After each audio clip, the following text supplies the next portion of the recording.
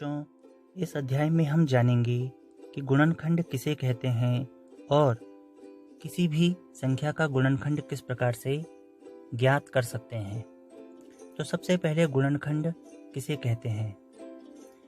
किसी भी मूल संख्या के ऐसे गुणनफल या ऐसे टुकड़े जिन्हें गुणा करने पर मूल संख्या हमें प्राप्त हो जाती है, उस संख्या के गुणनखंड कहलाते हैं। आइए इसे एक उदाहरण के द्वारा समझें। माना हमारे पास 1 दर्जन अर्थात 12 सेब हैं, जिन्हें हम निम्न प्रकार से व्यवस्थित कर सकते हैं। पहले 12 सेबों को एक लाइन में रखा जा सकता है, या 12 सेबों को 3 लाइन में इस प्रकार से रखा जा सकता है कि प्रत्येक लाइन में बराबर बराबर 4-4 सेब आ जाएं। या 12 सेब को इस प्रकार से व्यवस्थित किया जा सकता है कि प्रत्येक लाइन में 3-3 सेब आ जाएं और कुल 4 लाइनों में पूरे 12 सेब व्यवस्थित हो जाएं। या 6-6 सेबों की 2 लाइन, जिसमें हम 12 सेबों को व्यवस्थित कर सकते हैं।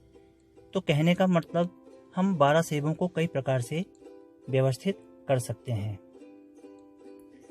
अब इसे हम क्रम से एक एक करके समझते हैं कि जब हमने 12 सेबों को कई प्रकार से व्यवस्थित किया, तो हमने सबसे पहले देखा कि जब हमने 12 सेबों को एक लाइन में व्यवस्थित किया तो हमें 12 सेबों की एक लाइन प्राप्त हुई। यानी हम 12 सेब को एक लाइन में 12 सेब कह के दर्शा सकते हैं। इसी को हम 12 बराबर 1 गुणा 12 लिख सकते हैं, जहाँ पर 1 लाइनों की संख्या और 12 सेबों की संख्या है, जिनको गुणा करने पर हमें मूल संख्या प्राप्त हो जाती है। इसलिए हम कह सकते हैं कि 1 और 12 जो संख्या 12 है उसके गुणनखंड होंगे। जब हम इन्हीं सेबों को इस प्रकार से 6-6 के संख्या में 2 लाइन में व्यवस्थित करते हैं, तो तब हमें 12 सेब के जो हैं 2 लाइन प्राप्त होते हैं, जिसमें प्रत्येक लाइन में 6-6 सेब हैं। इसको भी हम इस प्रकार से लिख सकते हैं कि 12 बराबर 2 गुणा 6। यहाँ पर 6 सेबों की संख्या और 2 लाइनों की संख्या है, जिनके गुणा करने से हमें 12 प्राप्त होता है। अतः 2 और 6 संख्या 12 के नए गुणनखंड होंगे। इसी प्रकार जब हमने 12 सेबों को 3 लाइनों में व्यवस्थित किया, तो हमको प्रत्येक लाइन में 4-4 सेब रखने पड़े। फिर हम इसको इस प्रकार से लिख पाते हैं कि 12 सेब बराबर 3 लाइनों में 4-4 सेब। गणित में हम इसको इस प्रकार से लिखेंगे कि 12 बराबर 3 गुणा 4, जहाँ पर 3 लाइनों की संख्या और 4 प्रत्येक लाइन में सेबों की संख्या है। यहाँ पर 4 और 3 के गुणा से हमें मूल संख्या 12 प्राप्त होती है। अतः 4 और 3 12 के गुणनखंड कहलाएंगे।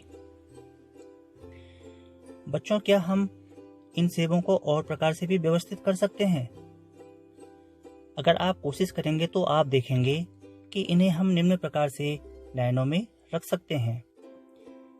जैसे चित्र में स्पष्ट है कि 3 सेब प्रत्येक लाइन में रखने पर हमें 4 लाइनों में 3-3 सेब की व्यवस्था प्राप्त होती है।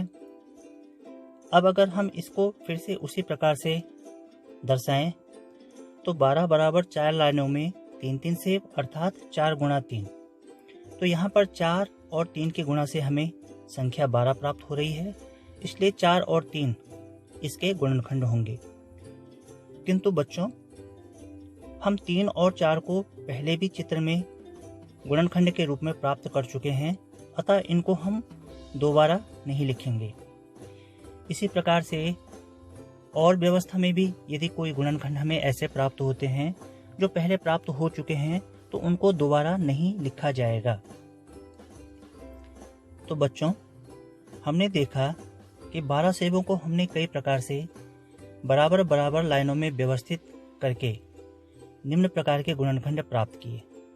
जब हमने एक लाइन में व्यवस्था की तो हमको 12 और 1 12 के गुणनफल से प्राप्त हुआ, अतः 1 और 12 संख्या 12 के गुणनखंड होंगे। इसी प्रकार 6 और 2 के गुणा करने से भी हमें 12 प्राप्त होता है, अतः 2 और 6 यह भी 12 के गुणनखंड होंगे। इसी प्रकार एक व्यवस्था में हमने 3 गुणा 4 से भी 12 प्राप्त किया था, अतः 3 और 4 भी 12 के गुणनखंड होंगे। अतः स्पष्ट है कि संख्या 12 संख्या 1, 12, 2, 6, 3 एवं 4 का गुणज है, इसलिए ये सभी संख्या 12 के गुणनखंड कहलाएंगे। बच्चों, आप भी इसी प्रकार से किसी और संख्या का गुणनखंड प्राप्त कर सकते हैं। आप प्रयास करें।